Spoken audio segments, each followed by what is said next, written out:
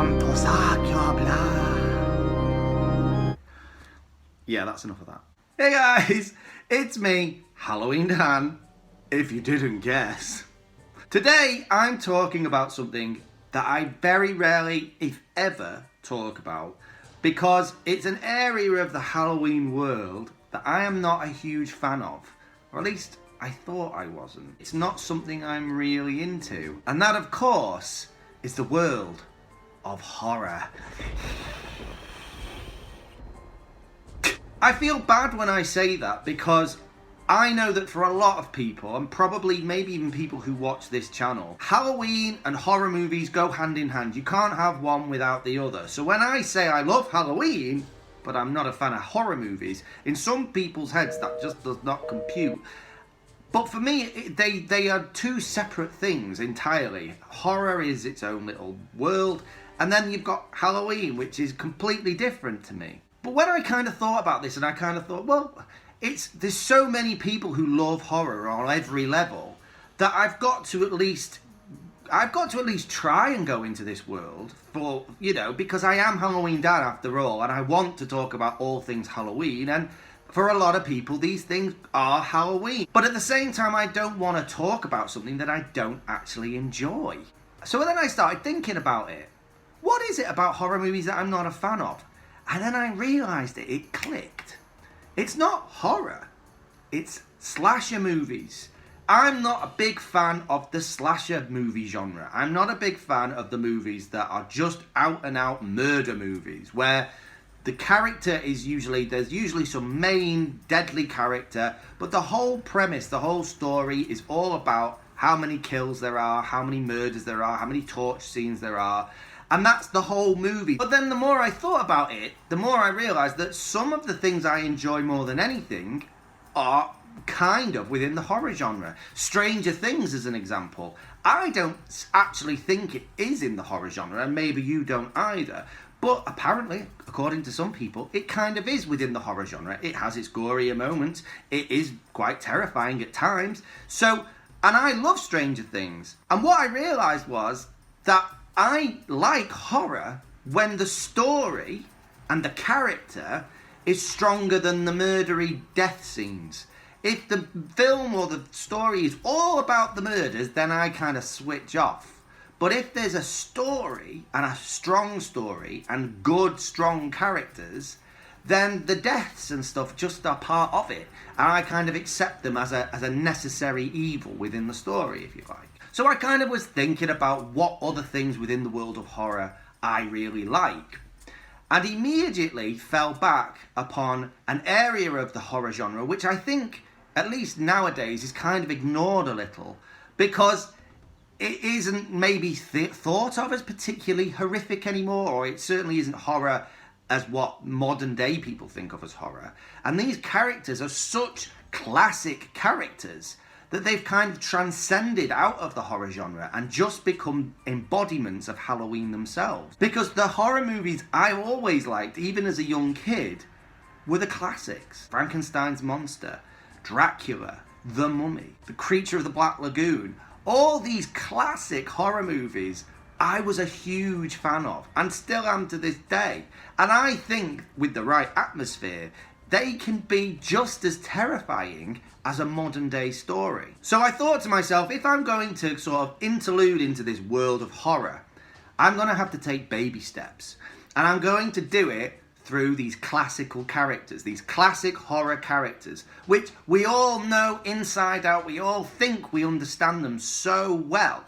And like I say, they've transcended, they've just become unadulterated Halloween. You think of these characters, Dracula, Frankenstein's monster, all of them characters, they are just Halloween characters nowadays. That's how much they've been absorbed into the world of Halloween. So I thought what I'd do is do one of these videos where I get a little bit historical, a little bit storyteller, and I talk about one of these characters from the horror genre, really analyse them, pick them apart and decipher who they are, what inspired them, where they came from, and just let's get into the world of horror.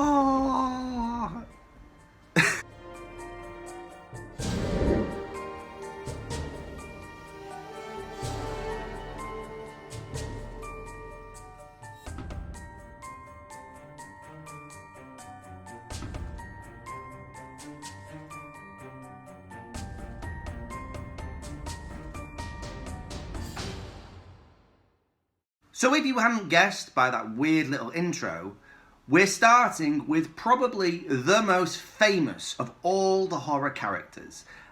I would argue. There's probably been more movies and side movies and little cameos by this character in movies and popular culture than any other horror character there has ever been.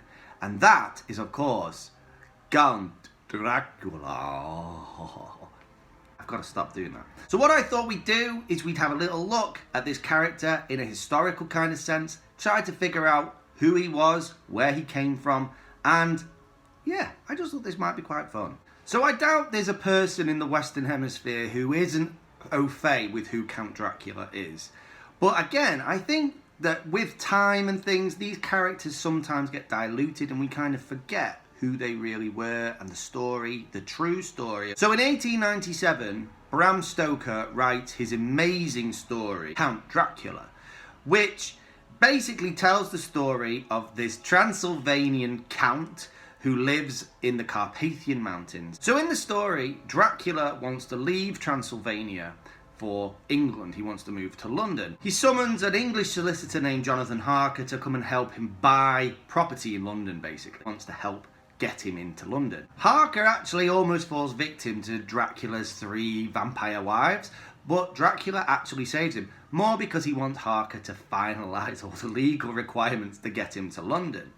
The real story doesn't start until Dracula gets to England. Dracula boards a ship named the Demeter, a Russian ship, and he takes with him 50 boxes of Transylvanian soil and and travels to England.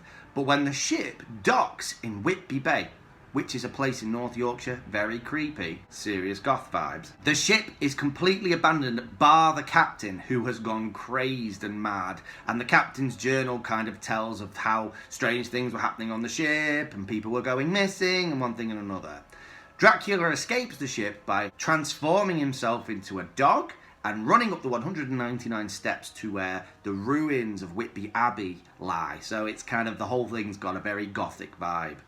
The rest of the story is really just Dracula trying to buy real estate in London, but also attacking people along the way. He gets help from an insane character named Renfield, who eats spiders and bugs and stuff, and mice and birds, and is helping him to sort of get anyone he kind of fancies draining of blood. The first of which is a woman called Lucy, who he visits on a nightly basis, draining her a little more blood until eventually she finally dies, and then she turns into a vampire. And they have to stake her in the heart, and one thing and another, and it's all great. The story continues. He's just trying to get hold of more real estate so he can kind of start some sort of vampiric coven, and these 50 boxes of Transylvanian soil he wants put in 50 houses around the perimeter of London, so he kind of has control of London, and the soil is what gives him strength as well whilst he's away from Transylvanian soil.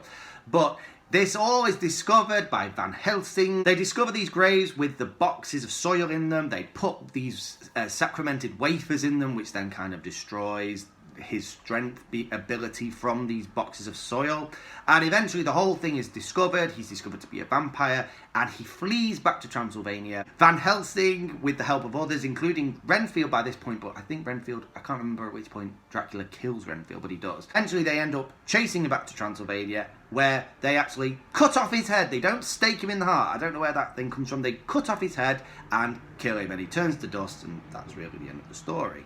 Now, there are hundreds of other adaptations of the Dracula story and hundreds of other movie versions of the Dracula story. Everything from Nosferatu, the sort of 1920s version, all the way up to modern incantations like Hotel Transylvania. The version that I first saw, actually, was probably one of the more terrifying ones, which was the 1992 adaptation of Bram Stoker's Dracula, with Gary Oldman as Dracula. And it's a classic. If you've never seen it, I definitely say go and view it. It takes the original story pretty much by the book. There are obviously cinematic adaptations of everything, but it's really, really good. It's a really good version of the Dracula story, quite close to the letter. And yeah, there's plenty of gore in it if you're really into that sort of thing too. What's interesting about Dracula, though, as a character, is where the character kind of comes from. For decades, literary people have tried to figure out what Bram Stoker's inspiration for this character really was. And they've always kind of fallen upon this 15th century count or Wallachian prince known as Vlad, or Vlad the Impaler. Now, we all kind of have probably heard vague stories about Vlad the Impaler, and I'm not going to go too deep down that rabbit hole except to know that he was a Wallachian prince who fought the Turks, the Ottoman Turks, and it was all about preserving Eastern European Christian values against the Ottoman Turks. And his enemies, he basically put them on stakes, and it was very bloody, and all this kind of stuff is considered to be one of the reasons why he was considered to be an inspiration for Count Dracula. But actually there isn't a lot of proof other than the fact that he lived in Transylvania and was clearly into a bit of blood, gore and stuff himself. There isn't a lot of proof that there is any real link between Bram Stoker's Count Dracula and Vlad the Impaler. The truth is that an awful lot of what Bram Stoker based Dracula on is really just folklore and tales. And to understand Count Dracula and what he really is in the form of a vampire, you really have to try and understand what a vampire is. Now, again, anybody who lives in the Western world, we know what a vampire is. We've heard this a million times. There are millions of vampire stories, and Dracula is just kind of the epitome of the perfect vampire. But, in truth, vampires are kind of misunderstood in a strange kind of way. We see them as almost playful, kind of enigmatic characters. But you go back in time and these characters were deeply, deeply feared. Some have said that what a vampire eventually transformed into has taken many different versions throughout history. And what a vampire really is the undead. We all know, oh, he's Dracula, he is the undead. But what is the undead? Now, again, it sounds like an obvious question. Well, of course, it's someone who's dead who's not dead.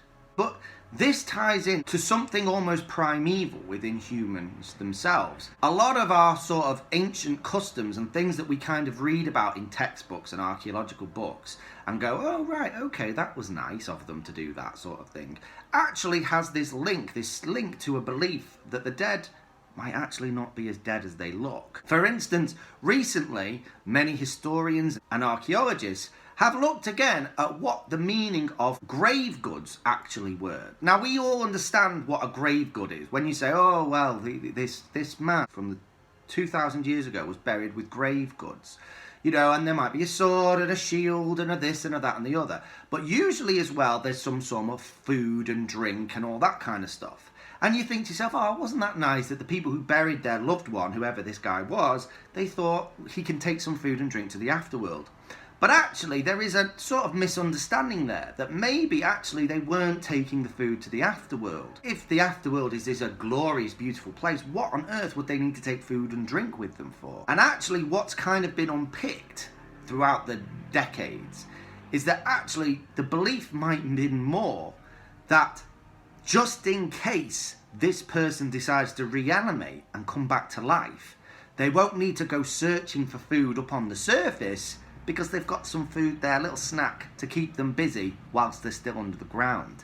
Because generationally, going back way back in time, there is a real fear of people coming back from the dead, usually for reprisals against the living. You see it in all kinds of countries, in different cultures, that often people are buried and grave goods are either placed into the grave or family members will continually bring food and drink to grave sites as a sort of an offering to the dead. And over time, that's culturally just kind of been accepted as a sort of a thing that people do. It's kind of a nice thing, a bit strange if that isn't part of your culture, but a nice thing. I can kind of understand why people would want to do that. But actually, it's kind of linked to this past fear of the dead wandering the earth and looking for sustenance. And if you perhaps provide them with food and drink right at the grave, they won't go wandering about looking for food elsewhere. Vampires in themselves seem to come out of this fear of the dead reanimating. But also, in Eastern Europe in particular, there was a real fear of the vampire. Everywhere else, the vampire is kind of a fairy tale. But in Eastern Europe, even to present day, the fear of vampires is a very, very real one. And the stories that come out of Eastern Europe around this fear of vampires are kind of unbelievable. And it's when you start to dig out try to understand what a vampire is to these people and what it kind of is terrifying, because actually a vampire isn't just one thing. We think of a vampire as this kind of charming, charismatic, ageless character that can hypnotize people, you know, and they suck on your neck and drain you of blood. But it's always kind of in a rather civilized manner. The vampires that people in Eastern Europe knew was not civilized at all. It was basically a zombie. And actually, there's very little reference to the neck-sucking thing. There's probably only a couple of references at most.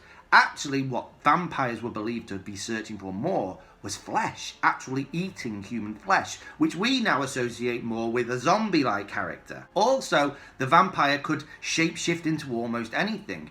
The original wording of where vampire comes from, it has several kind of meanings depending on what region of Eastern Europe you come from. But the word kind of in some cultures means more like a witch or a sorceress or sorcerer. Or in others, it's kind of linked more to the werewolf kind of idea of this creature that can transform. And what you realise is that to people who lived with vampires, a vampire could be almost anything. Anything from a creature to a sorcerer to even a mist. Because one of the biggest things that people couldn't understand was, if this thing is dead and in a grave, how come the graves are never disturbed? How come, if they're able to come out and feast on the living, how come you never see all these disturbed graves then? And they thought that maybe actually it was mists and fogs that the spirit of this creature came out of the grave more than the actual physical body of the creature itself. Kind of odd. So in that context, you can imagine almost anything can be terrifying. Anything from an animal to a guy who might just maybe have a bit of wisdom to him, to a mist or a fog. And the strange thing is, there's a kind of link between why vampire stories suddenly ignite in the 16th and 17th centuries in Eastern Europe. Up until that point, vampires had always existed throughout the Middle Ages. People had always been fearful of them. But it's at this particular time in history that the real sort of radicalness around vampires and how to treat a vampire kind of comes about. It's because at this exact same time, whereas people had always brought grave goods to their loved ones' graves and left food offerings and so on and so forth, at this time period, the Catholic Church in these regions kind of says, no, stop doing that. That's very pagan. Stop doing these things.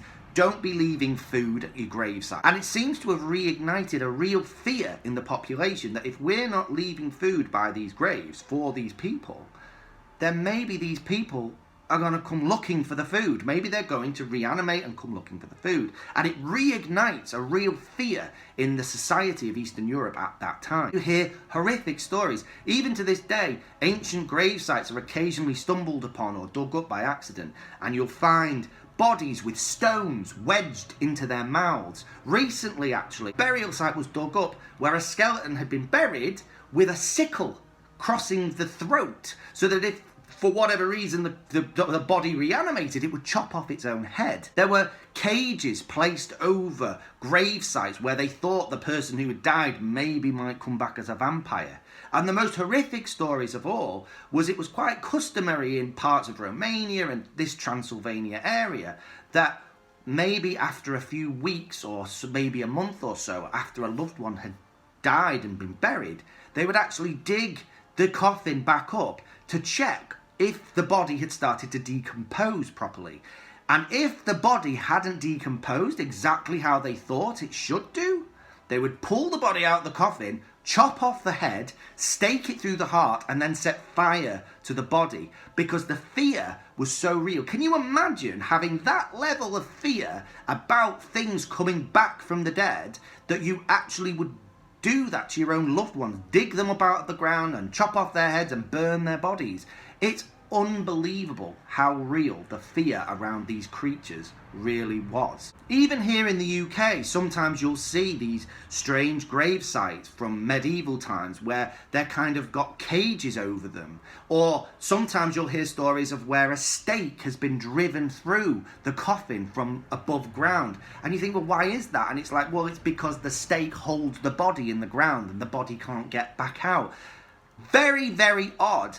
And it's when you hear things like that that are kind of cartoonish almost, and kind of lovable version of what a vampire is. You know, there's so many different versions of vampire movies nowadays, and we kind of all take them with a pinch of salt. And Dracula, like I say, has become such an ingrained part of what Halloween is that we don't really think of him anymore as a particularly scary character. But to Eastern Europeans and medieval people across Europe, a vampire was not a thing to joke about. It was a very real and a very terrifying thing. It's from this real terror that the character of Count Dracula is created. Anyway guys, this has been a really super long video for me today. I hope you've enjoyed it. I hope you've managed to get all the way through and listen to all that.